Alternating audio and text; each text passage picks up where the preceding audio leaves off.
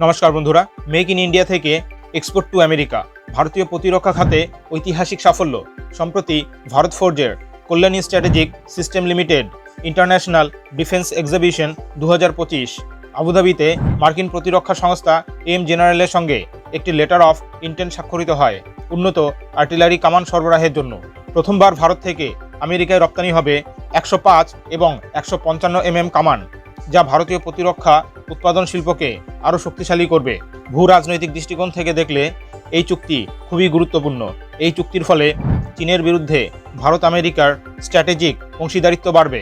NATO সহ পশ্চিমা বিশ্ব এখন বহুমুখী প্রতিরক্ষা সরবরাহ নিশ্চিত করতে ভারতকেও গুরুত্ব দিচ্ছে।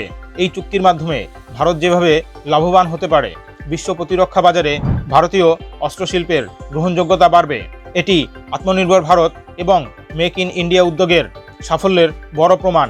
ভবিষ্যতে আরও উন্নত অস্ত্র ও প্রযুক্তি বিনিময়ের সম্ভাবনা তৈরি হবে। বন্ধুরা, ভারত ধীরে ধীরে অস্ত্র আমদানিকারক দেশ থেকে রপ্তানিকারক দেশ হয়ে উঠছে। এই চুক্তি কেবল অর্থনৈতিক সাফল্য নয়, বরং ভূ রাজনৈতিক শক্তি হিসেবে ভারতের অবস্থানকেও মজবুত করবে।